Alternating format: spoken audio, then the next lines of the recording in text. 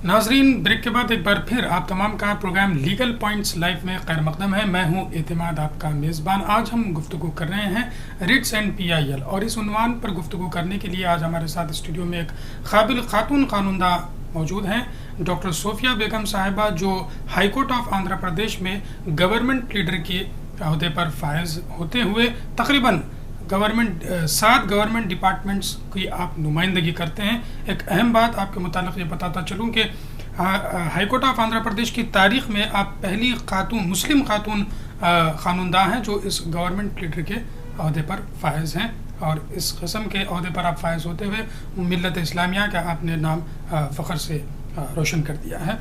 दोस्तों, ब्रेक में जाने से पहले हमें 3 कॉल वसूल हुए थे। मोहम्मद याकूब साहब ने कर्नाटक से कॉल किया था। पासपोर्ट के लिए इन्होंने अप्लाई किया है, 4 महीने गुजर चुके हैं और अभी किसी किस्म का इनको जो है जवाब नहीं मिला है। इस पर कुछ कहना चाहिए? जी हाँ, इस पर तो बिल्कुल भी रिट पिटिशन फाइल किया जा सकता है, क्योंकि जब ये पासपोर्ट को अप्लाई किया जाता है तो within the prescribed period they has to either reject और they need to issue the passport. तो जब ये नहीं हो रहा है तो आप रिट पिटिशन फाइल कर सकते हैं कमिश्नर ऑफ पासपोर्ट्स को पार्टी बनाते हुए, और आप you can avail a writ from the honourable high court. तो रिट में क्या इनको मुतालबा करना होगा? यही कि इनका ये तो फंडामेंटल राइट है, इन्होंने पासपोर्ट के लिए अप्लाई किया है। अगर कुछ भी कम्युनिकेट करना ज़रूरी है, या तो आपका केस रिजेक्ट किया जाता है या फिर क्या वजह है ये डिले कॉज करने की।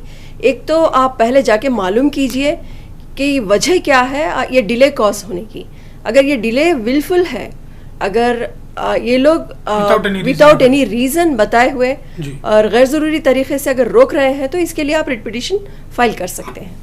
तो आपके लिए बेहतर तरीका यही होगा कि आप रिट पिटिशन जो है पासपोर्ट कमिश्नर के खिलाफ जो है आप आपके स्टेट के जो पासपोर्ट ऑफिसर हैं उनके खिलाफ आप आपके स्टेट में जो है मुकदमा फाइल कर सकते हैं, रिट पिटिशन, जो कि आपको हाई कोर्ट में फाइल करना होगा। कर्नाटक से आप अगर हों तो फिर बेंगलुरु में शायद उनको मुकदमा फाइल करना होगा। दूसरा सवाल मोहम्मद असलम साहब से का था, जो दिल्ली से आपने कॉल किया। उससे पहले मैं एक और कॉलर को शामिल करता हूँ, फिर देखते हैं इस पर बात करते हैं। हेलो। हाँ जी। जी, आपका नाम और शहर का नाम बताएं। मेरा नाम है नियाज अली, मैं दिल्ली से बोल रहा हूँ। नियाज अली साहब दिल्ली से, जी फरमाइए। ये है, मैंने हमारे यहाँ जो है नेहरू विहार रहता हूँ दिल्ली में, यहाँ की रजिस्ट्री नहीं है। आप जिस मकान में रहते हैं उसकी रजिस्ट्री नहीं है? हाँ, गवर्नमेंट ने बंद कर रखी है। अगर मैं इसको लेता हूँ और बाहर की फाइल लिखवाता हूँ तो क्या हो जाएगा या नहीं होगा? गवर्नमेंट ने किस वजह से यहाँ पर रजिस्ट्री रुकवा कर रखी है? हाँ, रुकवा रखी है। किस वजह से? ये लीज की कॉलोनी है। फिर से एक बार दोहराएं, क्या बताया आपने? किस वजह से गवर्नमेंट ने रोका है रजिस्ट्री यहाँ पर? लीज की कॉलोनी है भाई, 99 साल की है, 500 रुपए में कभी दिया था। लीज की कॉलोनी है। जी जी, बहुत बहुत शुक्रिया, आपने हमें कॉल किया। जरूर इस पर गुफ्तगू की जाएगी। इससे पहले मोहम्मद असलम साहब का दिल्ली से कॉल था। रामपुर में इनके एक फादर का मकान है जो रजिस्टर्ड है, इनके फादर के मकान, और इस पर चचा इनके काबिज हैं 83 से। अब वो निकलना नहीं चाह रहे हैं, तो क्या कर सकते हैं? देखिए, ये भी प्योरली सिविल लिटिगेशन है जो हाई कोर्ट से ताल्लुक़ नहीं रखता या फिर रिट पिटिशंस के दायरे में नहीं आता। फिर भी हम इसका जवाब देते हैं। ये जो आपके चचा आपके घर पे हैं, अगर कोई पार्टीशन चाह रहे हो तो उनको लीगली पार्टीशन सूट फाइल करके उनका हिस्सा मांगना पड़ेगा। अदरवाइज़ ये गैर ज़रूरी तरीके से अगर रह रहे हो, क्योंकि आप लीगल हेयर हैं आपके वालिद के, और अगर आपके वालिद का मकान आपका हुआ, आपके वालिद साहब के नाम पे है, तो बिल्कुल भी आप सूट फॉर एविक्शन डाल के इनको एविक्ट करवा सकते हैं आपके चाचा को। जी, तो एविक्शन का सूट इनको जो सूट, जी हाँ, सिविल सूट फाइल करना पड़ेगा सिविल कोर्ट में। जी, बहुत बहुत शुक्रिया। एक और कॉलर को शामिल करते हैं, देखते हैं कौन सा है, क्या जानना चाहते हैं। हेलो। अस्सलाम वालेकुम। जी वालेकुम सलाम, आपका नाम, शहर का नाम? जी, मैं कासिम मुलानी बोल रहा हूँ दिल्ली से। फरमाइए। जी, हमारा बॉम्बे में चाल में एक रूम है और हमारे वालिद साहब का इंतकाल हो गया है, और हम उस रूम का आपस में बंटवारा चाहते हैं जी।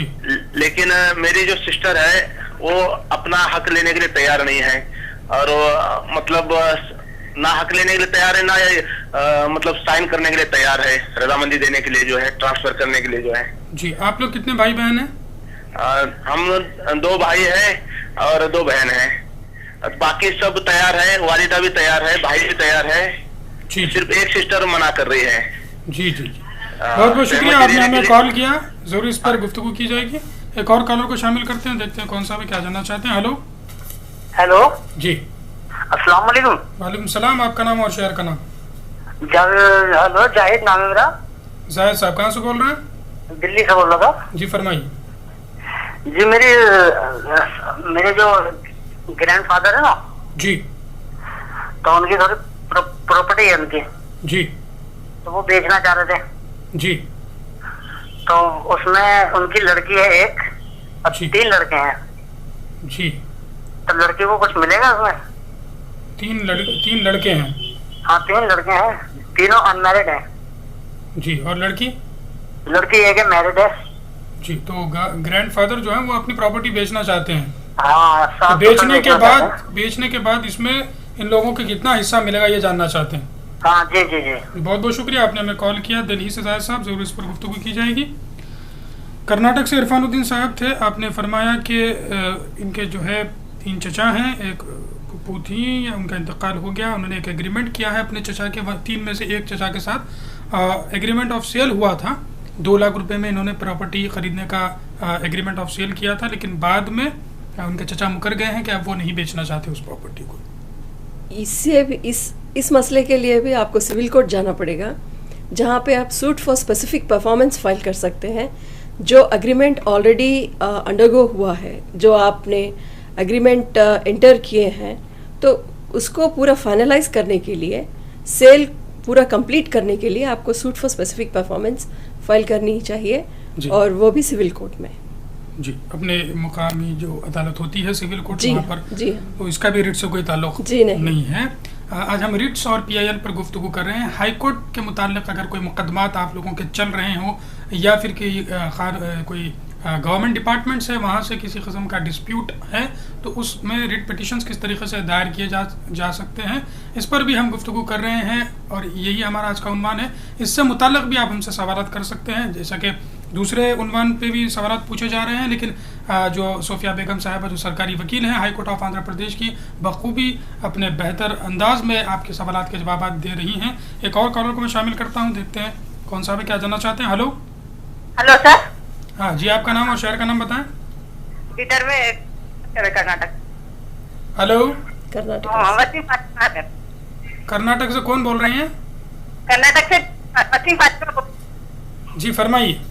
हाँ, हमारे दूसरे तो लोग कार ले ले, हमारे हस्बैंड के हाँ तो अपने नाम पे कर लेके हम नहीं दे रहे। आप जरा फिर से एक बार सवाल दोहरा दें। अगर आप सेल फोन पर बात कर रहे हैं तो खुले में आकर कॉल कीजिएगा प्लीज। हाँ, शौहर था, घर था एक टुकड़ा, तो अपने नाम पे कर। आप जो है आप अपना सवाल नोट करवा दें हमारे स्टूडियो में, ज़रूर। आपकी आवाज़ हमें बेहतर अंदाज में नहीं आ रही है, मैं इसको बाद में ले लेता हूँ। इसके बाद का सवाल था नियाज अली साहब का, जो एक और कॉलर को शामिल करता हूँ, फिर इनके जवाब दिए जाएंगे। हेलो हेलो हेलो जी, अस्सलाम वालेकुम। वालेकुम सलाम, आपका नाम और शहर का नाम? जी, मैं फराह हूँ और मैं पुरानी दिल्ली में रहती हूँ।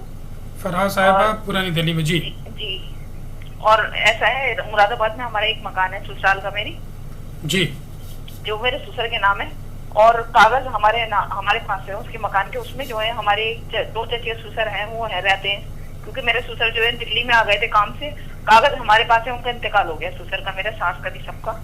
पर वो जो है मकान से अब हम जाते हैं तो निकलते नहीं है, वो कहते हैं कि हमारा है ये मकान। अब मैं इस हालत में क्या करें हम? आपके उस ससुर साहब के मकान के कागजात आपके पास हैं, लेकिन उस मकान में काबिज कौन है? उस मकान में से है, वो हो गए 25 साल के करीब, 20-25 साल हो गए उस मकान को, हमारे कोर्ट से रजिस्ट्री हुई थी उसकी। नहीं, उस मकान में रहते कौन है? उसमें चचा है हमारे घुसे हुए। आपके चचा है, तो वो निकल नहीं रहे हैं उस मकान से? जी नहीं, 2 चचा हैं उसमें, वो रहते हैं उसके अंदर। जी जी, चचा यानी आपके ससुर के भाई लोग रहते हैं? हाँ, ससुर के भाई। और मकान जो है वो मेरे पूरा ससुर के नाम पे पक्के लेके, और अच्छा। उन्होंने जो है मेरे ददिया ससुर से खरीदा हुआ है वो मकान। जी, आपके ससुर आपके शौहर के कितने भाई बहन हैं? 3 भाई हैं और 2 बहनें हैं। जी, वो लोग फिर इसमें कुछ नहीं कर रहे हैं?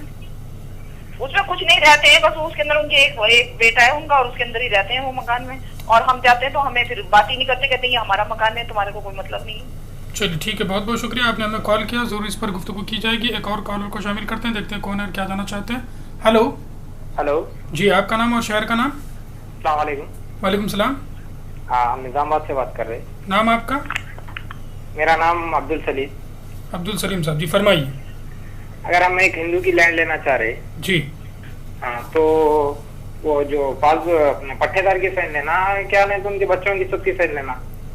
जी जी ठीक है। हाँ, बहुत और कुछ? वो ये क्या है बोले तो सब उनके दादा की लैंड थी जी। हाँ, वो उनके नाम से क्या करे, उनके 2 बेटे नाम पे कर लिए जी। 8 एकड़। जी हाँ, उनके पास से मैं लैंड लेना चाह रहा हूँ। जी। जी तो जो पट्टेदार की साइन लेना क्या, नहीं तो आप जो पंचायत पट्टेदार है उनके बच्चों से सिग्नेचर लेना, किसकी लेना वो होना है। पट्टेदार जिंदा है? पट्टेदार जिंदा है? हाँ, तब पट्टेदार जिंदा है। जी जी ठीक है, बहुत बहुत शुक्रिया, आपने हमें कॉल किया, जरूर इस पर गुफ्तगू की जाएगी। नियाज़ अली साहब, हमारे पास काफ़ी सारे सवाल जवाब हो गए, पहले इनके जवाब दे लेते हैं, फिर बाद में कॉलर्स को रिसीव करेंगे। नियाज़ अली साहब दिल्ली से थे, आपने एक मकान ख़रीदा है जहां पर गवर्नमेंट ने रजिस्ट्री रुकवा दी है। 99 साल के लिए लीज़ पर ये मकान दिए जाते थे, तो मैं समझता हूँ शायद इनामी लैंड हो, या फिर इस पर आप कुछ कहना चाहें तो। देखिए, जब ये लीज के तहत आपको लैंड दी गई है तो बिल्कुल भी ये लीज को ही कन्फाइन होती है, जब चाहे वो 99 साल के लिए हो या किसी अरसे के लिए। लेकिन जहाँ तक ये लैंड का सवाल है, इसे आप ख़रीद नहीं सकते, ये सिर्फ लीज पे होती है। और अगरचे गवर्नमेंट इस लीज के बावजूद अगर ये अलॉट करना चाह रही है आपको, तो उसके अलग प्रोसीडिंग्स होते हैं। रेगुलराइज करके आपको कोई पट्टेस देने चाह रहे हैं तो वो अलग बात होती है, लेकिन जहाँ तक लीज है तो रजिस्ट्रेशन नहीं हो सकता उस लैंड का। तो वो लीज यानी टेनेंट के तौर पे वहाँ पर जी रहते हाँ, हैं, तो जी हाँ, once a tenant is जी always हाँ, a जब tenant। तक once it is a government land जी and it has been given specifically on lease, it cannot be sold or it cannot be purchased by specifically by the leaseholders। अगर government land है तो फिर वो lease पर ही रहना है। बस, अगर मान लीजिए क्योंकि वो लीज पर ही दी गई है जी तो उसका nature of that land remains as a government land. जी तो उसका नेचर जो है गवर्नमेंट लैंड ही होता है, उसे प्राइवेट तरीके से कोई प्राइवेट लोग नहीं खरीद सकते। जी आप लीज का एक्सटेंशन करवा सकते हैं या फिर गवर्नमेंट के पास अर्जी देकर आप सब, अगर आप चाहें तो रेगुलराइज करा सकते हैं अलग तौर पे। आप अगर आप गरीब गुरबा हैं, आपको लैंड दी जाती है, असाइन की जा सकती है, या फिर आपको रेगुलराइज करके पट्टास दिए जा सकते हैं। तो अलग अलग स्टेट के अलग अलग स्टेट पॉलिसीज होती हैं और आपकी स्टेट पॉलिसी पे डिपेंड करता है। ये रेगुलराइजेशन के लिए किस डिपार्टमेंट से रुजू होना पड़ेगा? अगर definitely revenue department, but ultimately वो लीज के कंडीशंस क्या है, वो कंडीशंस के तहत आपको प्रोसीड होना पड़ेगा। जी, तो जैसा नियाज़ अली साहब मैडम ने फरमाया है कि गवर्नमेंट डिपार्टमेंट हो या कोई भी इदारा हो, अगर वो 99 साल के लिए लीज पर दिया तो इसका मतलब लीज ही है, यानी आप किराएदार ही रहेंगे, इसको आप खरीद नहीं सकेंगे। अगर कोई एजेंट्स हजरात या और कोई लोग आपसे ये कहते हैं कि हम इसको रजिस्टर्ड करवा के दे दें, तो प्लीज़ इसमें मना जाइएगा। जी, ये बिल्कुल गलत है। जी आपको गुमराह कर रहे हैं। गुमराह कर रहे हैं। अगर मान लीजिए ये जो 99 साल पर दिया गया, अगर ये कोई वक्फ लैंड हो तो फिर बिल्कुल ही वो तो वक्फ भी देखिए, again that is also a type of gift. वो वक्फ का अलग ही होता है आपको। जी, it becomes a waqf land, it can not be owned by anyone. कोई भी उसको ओन नहीं कर सकते। जी, जो वक्फ का मकसद होता है उसी पर वो वक्फ की प्रॉपर्टी रह जाती है। जी, तो जैसा कि मैडम ने फरमाया, गवर्नमेंट लैंड हो या फिर वक्फ लैंड हो या किसी की प्राइवेट प्रॉपर्टी, किसी की भी प्रॉपर्टी हो, अगर 99 साल के लिए वहाँ पर दी गई है तो आप वहाँ किराएदार ही रहेंगे। आप इसको पैसे देकर रजिस्टर्ड करवाने की कोशिश ना करें, फिर आप शायद किसी ऑफेंस में भी फंस सकते हैं। तो आप लीज फ्री पर कंटिन्यू करें, जैसा मैडम ने फरमाया। रिन्यूअल ऑफ लीज के लिए भी आप रुजू हो सकते हैं मुतल्लिका डिपार्टमेंट से। कासिम साहब दिल्ली से थे, इन्होंने कहा कि मुंबई में इनका एक रूम है जिसमें ये जो लोग बेचना चाहते हैं इस रूम को, इनके 2 भाई 2 बहनें हैं। तीनों तो राज़ी हैं, लेकिन एक बहन जो है वो ना ही पैसे ले रही है और ना ही दस्तखत के लिए वहाँ पर आ रही है। इसमें क्या आपका मशवरा होगा? देखिए, अब ये एक रूम है किसके नाम पे? उनके फादर के नाम पर है, वो इंतकाल हो गया, तो आप ये बेचना चाहते हैं। ये पूरे लीगल, जब तक आप उनको मनवा नहीं लेते आप बेच नहीं सकते। या फिर आप बेच देंगे तो आप उनको उनका हिस्सा देना पड़ेगा, और वो आपकी आपस की बात है। जी, तो जैसा मैडम ने फरमाया कि जो है आपकी बहन को मनवा लेना ज़रूरी है। मेरा मैडम की इजाज़त से एक मशवरा ये है कि आप जो पैसे हैं वो पैसे ले जा करके आपके बहन के सामने रख दें और फिर उनसे अर्ज़ कीजिएगा, देखिए पैसे हैं, दस्तखत करने चलिए। तो हो सकता है वो पैसे देखकर मान जाए। ये ज़रूरी नहीं है कि पैसों के लिए, हो सकता है कोई सेंटिमेंट हो। हाँ, ये भी हो सकता है कि वो नहीं बेचना चाह रहे या कुछ। जी, लेकिन अब 3 लोग यहाँ पर बेचना चाह रहे हैं और एक नहीं बेचना चाह रहे, तो इसका भी उनको ख्याल ज़रूर रखना होगा। बहरहाल आपकी बहन को मनवाना ज़रूरी है। आप इसको बेचिएगा मत जब तक कि वो राज़ी नहीं होती। जाहिद साहब ने दिल्ली से कॉल किया है। इनके दादा जान की ज़मीन है जिसमें एक लड़की है, 3 लड़के हैं। तो क्या प्रॉपर्टी में लड़की का हिस्सा होता है मुस्लिम लॉ के तहत, और होता है तो कितना? बेशक ये सारे सवाल जितने भी आज देख रहे हैं, कोई भी रिट के ताल्लुक, शायद 1 या 2 सवाल रिट पिटिशंस के ताल्लुक से है, बाकी सब बिल्कुल भी सिविल इन नेचर है। फिर भी इसमें जो है, जहाँ तक हिस्से की बात आती है, एज पर मुस्लिम लॉ लड़की का भी हक होता है। तो जो भी लॉ ऑफ इनहेरिटेंस में हमारा शेयर होता है लड़की के लिए, उस शेयर के मुताबिक उनको उतना उनका हिस्सा देना चाहिए। जी, तो लड़की का तो बिल्कुल हिस्सा है ही, कुछ लड़के का बनिस्बत कम होता है, तो वो आप किसी भी मुफ्ती साहब से फतवा ले लें, या फिर हम कभी सक्सेशन का प्रोग्राम करें तो इसमें फिर आप हमें कॉल कर लें, फिर हम आपको तफसील बताएंगे। बहरहाल लड़की का हिस्सा बिल्कुल होता है, चाहे शादी हो या शादी ना हो, उसको उसका हिस्सा ज़रूर मिलेगा। एक फरहा साहब ने पुरानी दिल्ली से कॉल किया है। इन्होंने मुरादाबाद में, इनका एक ससुर का मकान है जिसके कागजात इनके पास है, लेकिन उस ससुर के मकान में उनके चचा काबिज हैं और वो नहीं निकल रहे हैं। देखिए, जब पेपर्स आपके ससुर के नाम हैं जी, और अगर वो वही ओनर हैं, तो जहाँ तक उनके चचा का सवाल है, वो they hold some share in that. उनको एक पार्टीशन हिस्सेदार तो होंगे, पर पूरे कब्जा करना ये मुनासिब नहीं है। और आप लोग आपस में बात कीजिए, या फिर सूट फॉर एविक्शन डाल के देखिए, जिससे उनको एविक्ट करने की कोशिश कीजिए। जब जो भी आप लोगों में सुलह मशवरे से जो भी, if they come for compromise, then you can give him his share and you can see that those people are evicted. जी, लेकिन ये सिर्फ बात करने से या जाके मिलने से जो नहीं हो रहा, उसे आप सिविल कोर्ट का सहारा लेना ज़रूरी है। जी, जैसा कि हम बार बार अर्ज करते हैं इस प्रोग्राम में, हमारे इस प्रोग्राम का हरगिज़ ये मकसद नहीं है कि लिटिगेशंस को बढ़ावा दिया जाए या फिर केसेस कोर्ट्स में, अदालतों में डाला जाए। लेकिन बाज़ औक़ात ऐसा हो जाता है कि आपको अदालतों से रुजू होना ज़रूरी होता है। जैसा मैडम ने फरमाया कि बातचीत से वो राज़ी नहीं हो रहे हैं, तो एक लीगल नोटिस भेज दीजिए। बावजूद उसके वो राज़ी नहीं हो रहे हैं, तो फिर अदालत को जाना, आपको मजबूरी की हालत में जाना है। फिर उम्मीद है कि वो लोग वहाँ पर आपसे कॉम्प्रोमाइज़ के लिए आ जाएंगे। और दिल्ली में रहती हैं तो इनको तो मुरादाबाद में ही केस फाइल करना पड़ेगा। दिल्ली से आप केस फाइल नहीं कर सकती। एक कॉलर को शामिल कर लेते हैं, देखते हैं कौन है, क्या जानना चाहते हैं। हेलो, मैं निजामाबाद से सुमैया बात कर रही हूँ। जी, फरमाइए। जी, आपका प्रोग्राम बहुत अच्छा लगता है। बहुत बहुत और शुक्रिया। आज के मैडम बहुत खूबसूरत दिख रहे हैं आज। जी जी जी। और सेकेंडली मेरे को ये मालूम करना था कि पीपी तो मेरे को मालूम है, पब्लिक प्रोसिक्यूटर बोलते हैं, और जीपी क्या होता है, और इसके बनने के लिए क्या क्या करना, मतलब प्रोसीजर क्या है, उसका एग्जाम है क्या है जीपी बनने के लिए?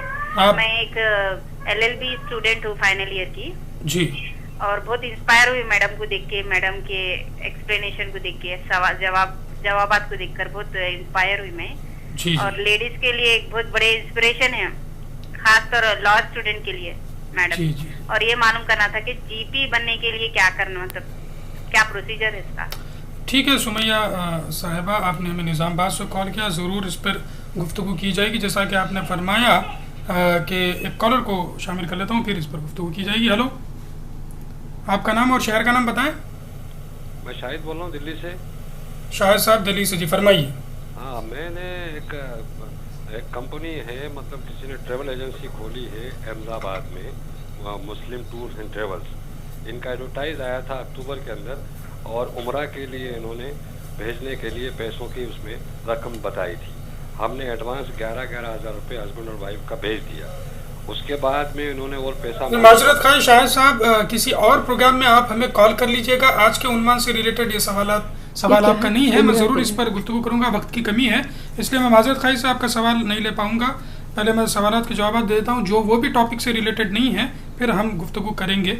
निज़ाम, जैसा कि फरहा साहब ने ओल्ड दिल्ली से आपने उनको बता दिया कि उनके ससुर के मकान में जो चचा काबिज़ हैं, इनके लिए उनको मुकदमा एविक्शन के लिए डालना होगा।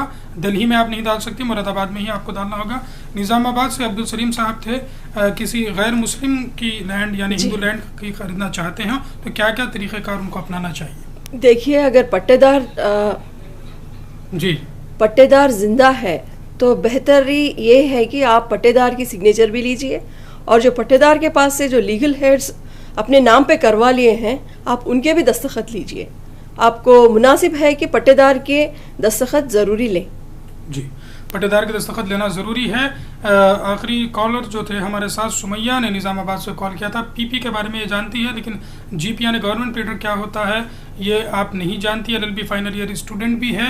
जीपी बनने के लिए क्या क्या करना होगा, बहुत सारी लंबी तफसील है, लेकिन मैं मुख्तसर अंदाज में मैडम से दरख्वास्त करूँगा कि जीपी बनने के लिए क्या करना होगा। आपने मैडम की तारीफ़ भी की, हमें भी बहुत खुशी है कि मैडम ने वाकई में, जैसा कि मैंने फरमाया है प्रोग्राम के शुरू में भी और बीच में भी, कि high court of Andhra Pradesh की तारीख़ में मैडम जो है मुस्लिम खातून कानूनदा हैं, जो पहली मुस्लिम खातून कानूनदा हैं जो इस अहदे पर फायज़ है। गवर्नमेंट प्लीडर हैं, बहुत बड़ा और ये अहदा होता है।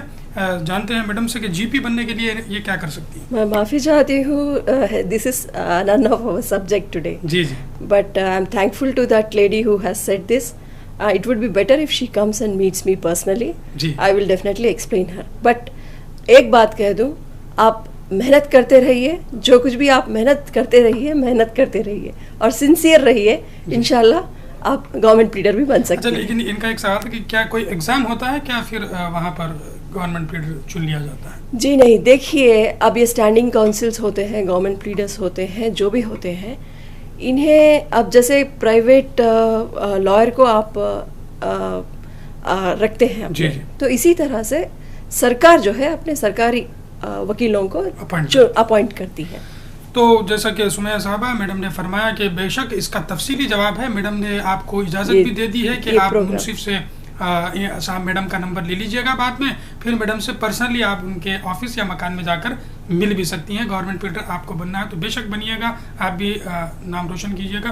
दोस्तों, बेशक कई सवाल आपके जहन में होंगे, उससे ज़्यादा जवाब हमारे लीगल एक्सपर्ट के पास, लेकिन और ये शाहिद साहब का कुछ सवाल था उम्रा के ताल्लुक से, की कमी है। मैं नेक्स्ट प्रोग्राम में अगले जुमे को भी हम मैडम को जहमत देंगे कि आए और रिट्स PIL के साथ साथ जो अलग सवालात हो रहे हैं उस पर भी जवाब दिए। लेकिन अब मुझ पर यह वाजिब है कि आज के हमारे मेहमान का मैं शुक्रिया अदा करूं। बहुत बहुत शुक्रिया मैडम, आप आएँ। आप लोगों का भी बेहद शुक्रिया जी, बहुत मसरूफियात रखते हुए आप आएँ और अगले जुमे भी मैं आपको तकलीफ दूंगा, ज़रूर और ज़रूर आप हमारे लिए टाइम निकालिएगा इंशाअल्लाह। तो नाज़रीन, वक्त हो चला इस प्रोग्राम के अख्ताम का, इस उम्मीद के साथ कि अगले जुमे को रिट्स एंड PIL पर मैं सोफिया बेगम, डॉक्टर सोफिया बेगम साहिबा जो सरकारी वकील हैं high court of Andhra Pradesh की, इनको फिर एक बार जहमत दूंगा। तब तक के लिए एतमाद को और लीगल पॉइंट्स लाइव की पूरी टीम को इजाज़त दीजिए। अल्लाह हाफ़िज़।